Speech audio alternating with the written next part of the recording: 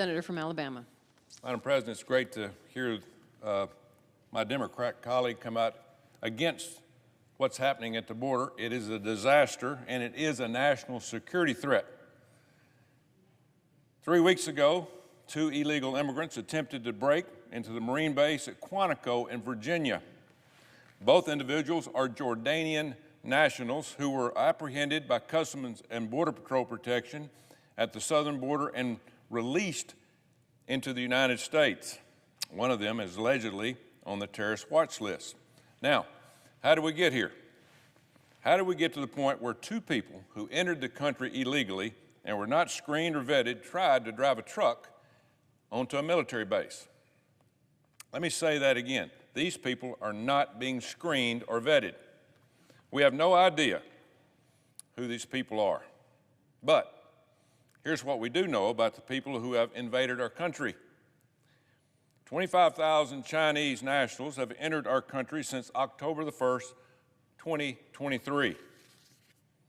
184,000 Haitians have entered under Joe Biden's mass parole program, along with 101,000 Venezuelans, 91,000 from Cuba, 75,000 Nicaraguans. And this doesn't count the 76,000 Afghans who came here after Joe Biden's disastrous withdrawal from Afghanistan. As I've repeatedly said, I've got no problem with legal immigration, nor do my Republican colleagues. America is the land of freedom and opportunity. If people want to come here legally, we'll welcome them. But we cannot have terrorists crossing our borders unverified. Ask the FBI. Beyond the safety concerns, we simply cannot afford to support the 11 million illegal immigrants who have illegally crossed our borders in the past 3.5 years. I don't know if Joe Biden missed the memo, but folks, we are dead broke. Dead broke. Yet we're shelling out hundreds of billions of dollars to support these 11 million illegal immigrants. And this does not count the millions of what we call gotaways, who obviously, if they can come across and not be apprehended, why in the world would they go somewhere and run from the Border Patrol? It's because they are criminals.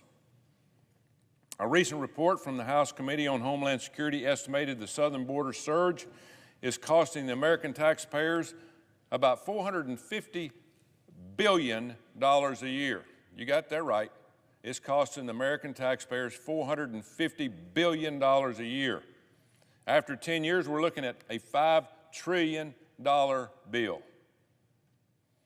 In terms of actual benefits, it is estimated that illegals receive $42 billion in welfare annually, $68 billion in education, $7 billion in health care. We're spending hundreds of billions of dollars to support all these people. The American taxpayers can simply not afford it. So, why are Joe Biden and the globalist Democrats allowing this to happen? Why is this going on? It is simply because Democrats care more about keeping power than they do about safety and protecting the American taxpayer and American citizen. A New York congresswoman confirmed this. She said she welcomes illegal immigration because it helps with redistricting. The president and his progressive left Democrat Party know that the more people that they can get in this country, the longer they stay in power by increasing the population in the blue districts. Simple fact. But enough's enough. Too many American lives have been lost due to the blatant disregard of U.S. law by the Biden administration. It is time elected officials fulfill their obligation and the oath of office, starting by protecting the country from all enemies, foreign and domestic. So, this bill, the Border Act of 2024 that Schumer is forcing us to vote on, is basically an absolute joke. And by the way, President Trump has never told me, and I talk to him weekly, never said one word about the border. I don't know where my colleague from Georgia got this information, but it's false. If he'd have told anybody, he'd have told me. It doesn't even, this bill of Border Act of 2024, it doesn't even have the word security in the title. That's because this bill will only make the crisis at the southern border worse. It's a border invasion bill. It's not a border bill. It's a border giveaway paid for by the American taxpayers, trillions of dollars. It also weakens the power of the president by suggesting the president close the border only when Customs Border Patrol has apprehended 4,000 illegal immigrants a day. Yeah, you heard that, a day. So we're going to pass a bill that's going to allow 4,000 people to come here a day. That's insane. Last time I checked, the Commander-in-Chief already has full authority to secure the border. Nothing new about that. That's supposed to be a basic requirement of his job. Protect the American citizens, protect our borders, protect our country. The bill also includes zero funding for the border wall, zero. And it codifies dangerous catch and release policies. So, how did we get here? How was a border bill crafted that does nothing to secure the border? Republican leadership put together this bill. They pushed things without telling the rest of the caucus and said, at the end of the day, this is the bill that we come up with, and we rejected it. Most of us didn't even know what was in the bill, even at almost the time of the vote. The bill is just another public relations stunt from globalist Democrats pretending to care about the border during an election year.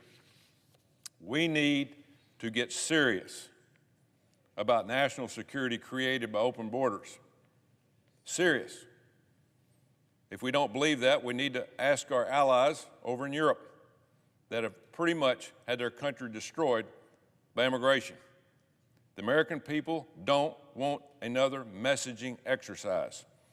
They want to feel safe in their neighborhoods. They pay our bills. They deserve it. We're here for them.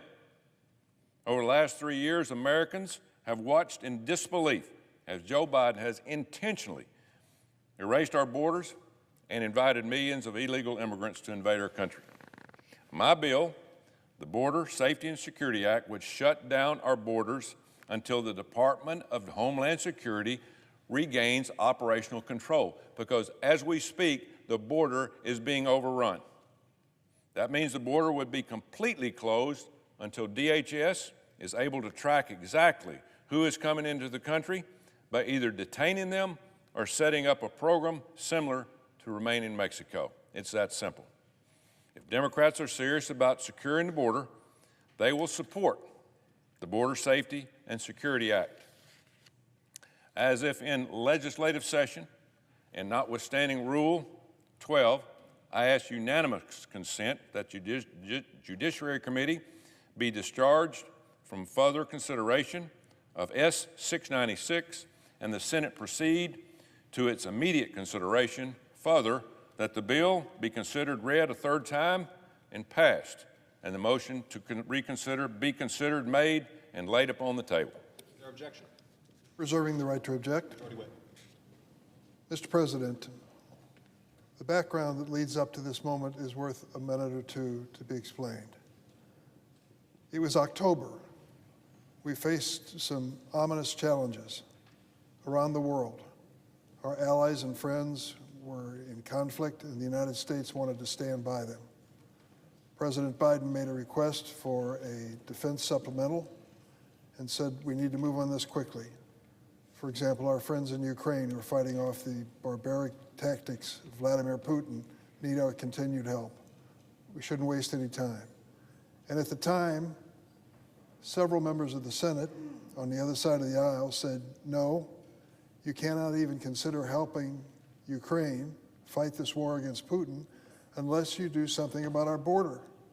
There's got to be a change in our border policy. And so there eventually emerged a group that took on the task of writing a bipartisan bill. And make no mistake, legislation on a subject as serious as this will never pass as a partisan piece of legislation. It has to be bipartisan. And so both sides of the aisle decided to enlist their colleagues to sit down and do a deliberative effort to write a bipartisan border bill to address the crisis we faced at the border.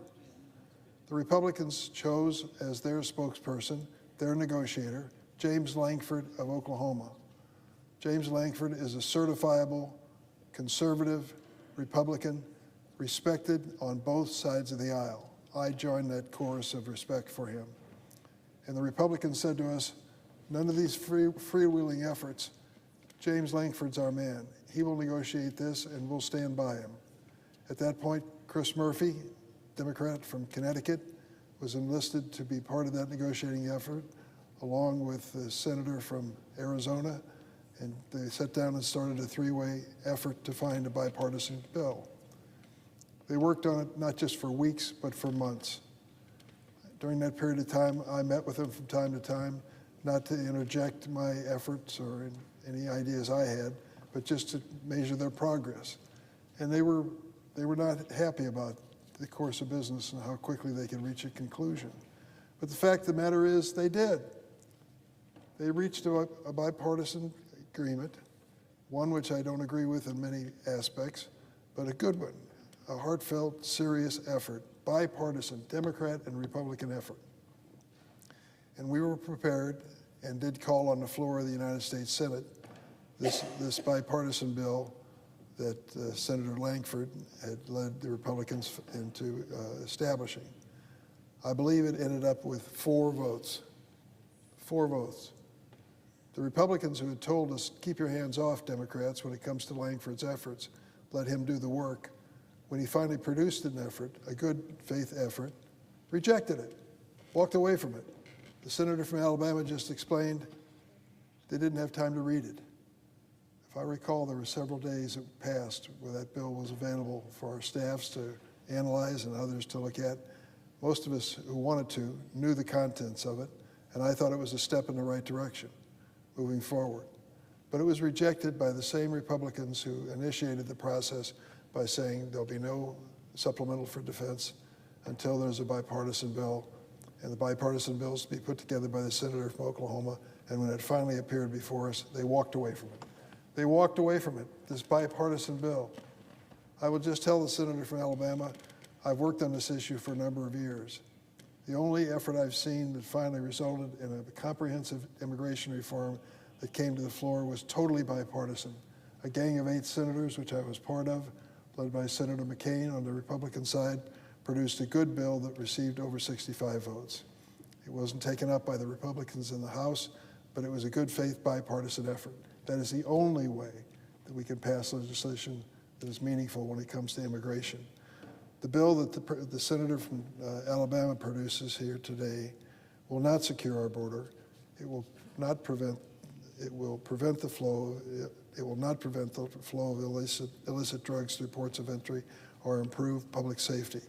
It would allow the Secretary of Homeland Security to suspend the entry of all asylum seekers at the border anytime the Secretary deems it necessary to achieve, quote, operational control of the border, whatever that phrase means.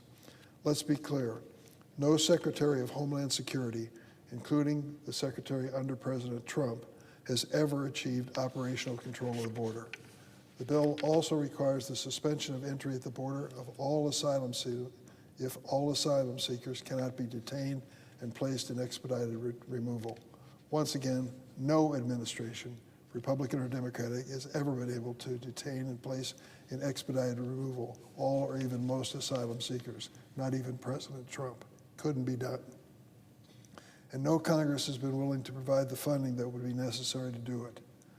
This bill would indefinitely end asylum protection without additional resources for the Department of Homeland Security, without any alternatives for desperate women and children fleeing persecution, and without any additional consequences for those who violate our laws.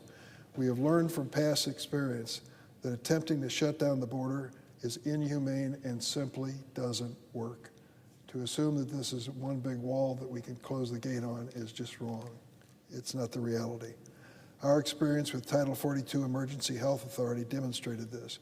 Repeated attempts at unlawful crossings soared despite Title 42, as did the number of non-citizens who successfully evaded the Border Patrol, often referred to as gotaways.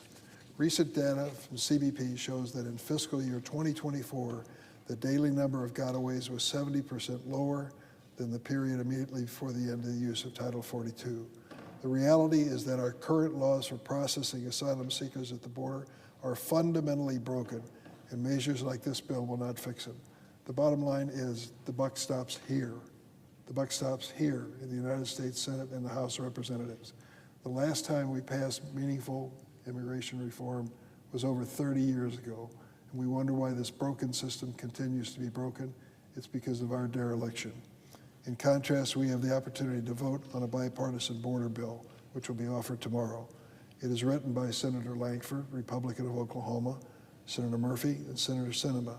This legislation would actually help secure the border and provide essential national security funding.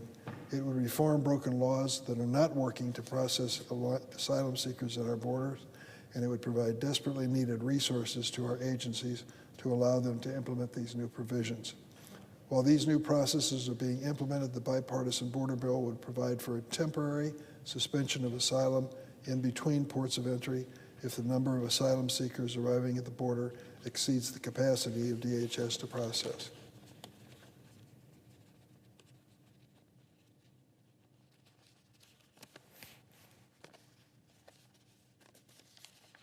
I have some concerns about the bill, but it reflects a genuine bipartisan effort to create solutions to outdated laws and underfunding that have plagued the immigration system for years. I was really disappointed, as I'm sure Senator Lankford was, to see most of my Republican colleagues vote against that bipartisan bill. Though the bill was written by Senate Republicans' designated negotiator, Senator Lankford, and endorsed by the National Border Patrol Council, the union that represents Border Patrol agents, the Speaker of the House declared it, quote, dead on arrival in the House before the text was even released. To think that the Border Patrol agents said that this will improve the situation, the Lankford bill, and the Republicans still voted against it, tells us the whole story. I hope my colleagues will work with me to pass immigration legislation that the American people deserve, one that supports our frontline law enforcement, addresses the needs of our economy, provides a path to citizenship for dreamers and immigrant farm workers, and lives up to our nation's legacy of providing safe harbor to refugees fleeing for their lives. The American people are tired of partisan posturing and bickering over immigration. That is why this bipartisan bill, which was encouraged by the Republicans and the Democrats, needs to be the starting point of our negotiation. They want us to work together to secure the border, support our economy, and stand by America's fundamental values. I object. Objection is heard. The senator from Alabama. Well, there you have it. The American people have their answer. Democrats don't care about securing the border. They never have, and they never will. They pretend to. They continue to choose open borders. More crime, more fentanyl overdoses, more human trafficking, and more American deaths. Democrats will say the Republicans tanked the bill that would have secured the border. You just heard that. This is a blatant lie. This bill, crafted by Democrats, would have done absolutely nothing to strengthen the border. Not one thing. In fact, it would have made things worse. It would codify the problems that we've had the last 3.5 years. My colleagues have offered real solutions. Republican colleagues offered real solutions for the last month to fix the problem. We have a huge problem. Somebody needs to recognize that. But my Democratic colleagues have voted against and objected to every single thing that we've brought up. Don't buy into this lie. Mr. President, I yield the floor.